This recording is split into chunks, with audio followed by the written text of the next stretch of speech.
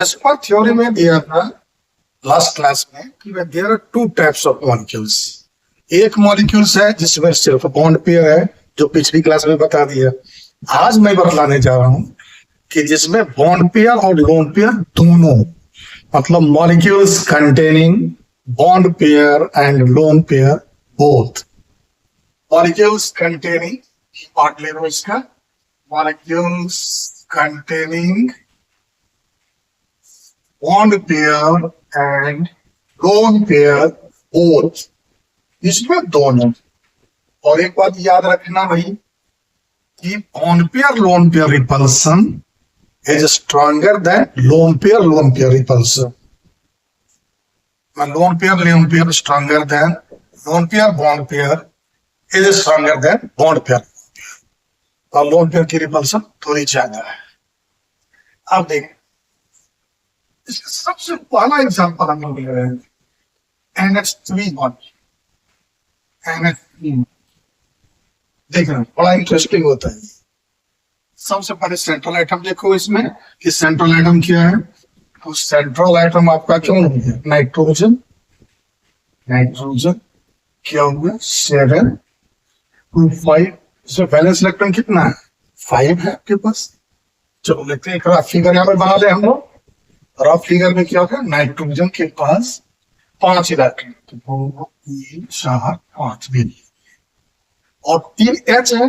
तो 3 H क्या कह रहे हैं, H के पास 1 इलेक्ट्रॉन, H के पास 1 इलेक्ट्रॉन, 1 इलेक्ट्रॉन, 1 इलेक्ट्रॉन, तो एक क्या कर लेगा, बॉन्डिंग करिएगा। बॉन्ड पेयर कितना हो गया 3, और एक क्या गया इसमें लोन पेयर। तो बॉन्ड पेयर क्या गया 3, लोन पेयर कितना आ गया 1, टोटल पेयर हो गया आपका 4। अब देखना इसको पीछे से, जो कहा तक याद रखना है आपको। अगर 4 है तो इसकी क्या अरेंजमेंट होती थी, टेट्राहेड्रल। टेट्राहेड्रल कैसे होता था भाई, तो C और ऊपर 4 था, पीछे इसमें N लेते हैं। जो ऊपर वाले जो लोन पेयर डाल दो, बाकी 3 H रहेगा जैसे था CH4 में वही C। अब देखना क्या हो गया ये, और इसमें इसका शेप क्या हो गया पिरामिडल या ट्राइगोनल। पिरामिडल बोलो दोनों चलेगा। शेप क्या हो गया, नहीं पहले अरेंजमेंट हो गया तुम्हारा टेट्राहेड्रल। अरेंजमेंट क्या हो गया टेट्राहेड्रल, क्यों 4 हो गए पिरामिड के पास है, अरेंजमेंट टेट्राहेड्रल। शेप हो गया आपका पिरामिडल भी बोलो चलेगा, ट्रायंगुलर पिरामिडल बोलो पिरामिडल, चलो पिरामिड। अब बॉन्ड एंगल देखना बड़ा बढ़िया है। बॉन्ड एंगल कितना हो जाएगा, कितना होगा आपका टेट्राहेड्रल में 109, एक लोन पेयर ऊपर बैठा हुआ है। अब मालूम है कि लोन पेयर बॉन्ड पर इज स्ट्रॉन्गर, मतलब ऊपर से बैठ करके वो दबाएगा, जिसका बॉन्ड एंगल रिड्यूस कितना होना चाहिए था 109.5, तो रिड्यूस उनका क्या आ जाएगा 107.8 degree, 107.8 degree. This is ammonia. Clear है। नेक्स्ट एग्जांपल से ही क्लियर होगा। Next example is H2O molecule. ठीक है, चलो देखते हैं। H2O मॉलिक्यूल में सेंट्रल एटम कौन होगा आपका H2। सेंट्रल एटम आपका हो गया ऑक्सीजन 2 6 वैलेंस इलेक्ट्रॉन। फिर से एक रफ फिगर बना लेते हैं हम लोग। O के पास 6 2 4 5 6, चलो ऐसे ले लेते हो, कैसे 6 ले लिया। 2 H है, ठीक है, 1 H 2 H। अब क्या करेगा, दो लोन पेयर आपके पास बच गए। अब क्या हो जाएगा बॉन्ड पेयर कितना हो गया, तो लोन पेयर भी, टोटल पेयर आपका हो गया 4। फिर अरेंजमेंट क्या होगी, therefore अरेंजमेंट आपका हो गया टेट्राहेड्रल। शेप देखना चाहिए, ये ना फर्क है, इसको अब ओ ले लिया 1 2 3 4, लोन पेयर एक ऊपर दे दिया, क्या हो गया? बॉन्ड एंगल कितना होना चाहिए था टेट्राहेड्रल के लिए? 109.5 डिग्री। और दो दो लोन पेयर आ गया, बॉन्ड एंगल और रिड्यूस होगा, bond angle reduces to 104.5 degree and shape is bent, bent shape of bond angle 104.5 degree. Yeah. Second example. Third one is इस तरह से बहुत सारे एग्जाम्पल आपको मिलेगा, उसे clear. Next one is SF4 molecule, SF4 molecule. SF4 में क्या कर रहा है आपको? सेंट्रल एटम क्या हो गया? Sulphur, central atom sulphur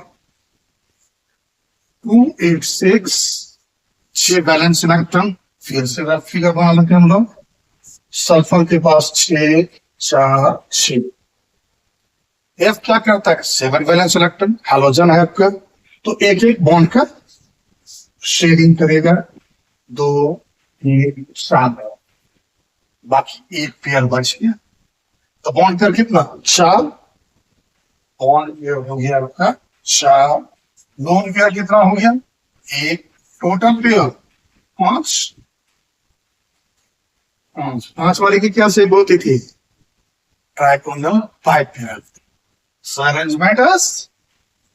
arrangement होगा ट्राइकोनल बाइपेयर, ट्राइकोनल बाइपेयर। अब सबसे इंटरेस्टिंग यहाँ पे एक बात आती है कि आपका इसमें 2 तरह का बॉन्ड एंगल था। एक था आपका एक्सियल और एक था इक्वेटोरियल। आप कहां डालेंगे? चलो इसको देखते हैं। तो 2 पॉसिबिलिटी है तुम्हारे पास। एस एक बार डाल देते हैं हम लोग। ये कौन था? एक्सियल। एक्सियल वाले पे लोन पेयर डाल देते हैं। ये हो गया फिगर। बी फिगर लेते हैं कि इक्वेटोरियल पे डाल दिया। एक ऊपर एक्सियल पे चला गया, 2 एफ और 2 इधर। देखो ऊपर अगर रहेगा तो रिपल्सन ज्यादा शो करेगा, 90 डिग्री पे एग्जिस्ट कर रहा है तो ज्यादा रिपल्सन शो करेगा, और जिसपे ज्यादा रिपल्सन होगी वो उतना अनस्टेबल होगा। इसमें आपका बी स्ट्रक्चर जो होगा यही वैल्यू होगा। मतलब हमेशा आपको जब भी आए ट्राइगोनल बाइपिरामिडल में लोन पेयर कहां डालना है, तो हमेशा आपको इक्वेटोरियल पे डालना है। ऑलवेज इक्वेटोरियल, एक्सियल पे कभी नहीं चाहिए। So its shape becomes seesaw. Shape is seesaw. Next one is clear हो गया ये। अब आगे हम लोग आ रहे थे इंटर हैलोजन कंपाउंड्स। चलिए इसको लेते हैं हम लोग। BiF3 ले लो, ClF3 ले लो, IF3 ले लो, जो भी है। तो नेक्स्ट एग्जांपल इज BrF। अब BrF3 के जैसा ही होगा ClF3, IF3 या ICl3 ही होगा। चलो इसमें सेंट्रल एटम कौन होगा? ब्रोमीन होगा। सेंट्रल एटम ब्रोमीन क्या है? 7 बैलेंस इलेक्ट्रॉन होगा। तो इस केस में क्या करना है आपको? एक रफ फिगर लेना है। ब्रोमीन ले लिया, 2 7 6 7। एफ कितना है? 3, तो 3 बॉन्ड बनेगा, 1 2 और 1 3। 3 बॉन्ड पेयर और 2 लोन पेयर आ गया। अब आपके पास बॉन्ड पेयर कितना है? Bond pair 3, lone pair 2। फिर से टोटल पेयर आ गया आपका 5। मतलब trigonal bipyramid. Arrangement is trigonal bipyramidal, trigonal bipyramidal. फिर से वही क्वेश्चन आ गया कि भाई लोन पेयर कहां डालना है? इक्वेटोरियल पे ही डालना है, एक्सियल पे नहीं डालना है। 2 शेप ले लेते हैं हम लोग। ए शेप ए, BR ले लिया 1 2 3, और नीचे ये जो आपका एक्सियल पोजीशन है इस पे आप डाल दो। लेस स्टेबल होगा ये आपको लेस स्टेबल। बी फॉर्म में जाते हैं तो क्या होगा, अगर इक्वेटोरियल पे डालते हो तो क्या होगा, ए इक्वेटोरियल ठीक है, एक्सियल के फिर तो ये चला गया, ये स्टेबल होगा, इस शेप का नाम होगा पेन T shape. So shape is पेन टी शेप, ये स्टेबल शेप क्या हो गया, पेन टी शेप, यह सुपर टी शेप के बीच होने हुए चलेगा। ठीक, नेक्स्ट वन इज, कुछ ले लेते हैं वो नोबल गैस वाले, चलो जैसे XeOF4, यह एक इंटरहेलोजन कंपाउंड हो गया क्या, चलो एक और लेते हैं। चलो next one is ClF6, next example is ClF6, और कोई हो सकता है F6, IF6 एक्सेट्रा। अब आपको दिख नहीं चाहिए, देखना देना सर, Cl क्या है, halogen, Fb halogen, inter halogen बोला था मैंने इसे। अब क्या करेगा, हेलोजन के वैलेंस इलेक्ट्रॉन कितना, 7, 2, 4, 6, 7, F कितना है, नहीं ClF5 है, ClF5 5 F, 1, 2, 3, 4, 5, मतलब एक इलेक्ट्रॉन नहीं बचेगा, लोन पेयर ही बचना चाहिए, स्टेप 5। आपका क्या गया, ClF5, बॉन्ड पेयर कितना, 5, bond pair 5, lone pair 1, total pair 6। 6 वाले की क्या होती थी अरेंजमेंट, ऑक्टाहेड्रल अरेंजमेंट, अरेंजमेंट आपका हो गया ऑक्टाहेड्रल। ठीक है, ऑक्टाहेड्रल में मैं बोला था, एक्चुअल में ऑक्टाहेड्रल क्या होता था, तो स्क्वायर बाइपिरामिडल था। तो कभी ऐसा जीता हो एक्सियल पे नहीं डालोगे लोन पेयर, तो ऑक्टाहेड्रल में चूंकि सारे बॉन्ड एंगल 90-90 पे है, कहीं पे भी डाल दो कोई तो नहीं है। चलो तो इसमें क्या कर लिया, Cl ले लिया, 2, 3, 4 स्क्वायर, एक ऊपर एक नीचे जाना चाहिए था, लेकिन 6 के जगह पे 5 ही बॉन्ड है मेरे पास। अब क्या करेंगे हम लोग, एक लोन पेयर को ऊपर छोड़ देते हैं, लोन पेयर ले लो छोड़ दिया। अब इसकी शेप क्या आ जाएगी, पिरामिडल तो नहीं बना, क्या बनेगा अभी, square pyramidal. So its shape is square pyramid. कितना अच्छा एग्जांपल है, स्क्वायर पिरामिडल। देखना यही एक शेप आपको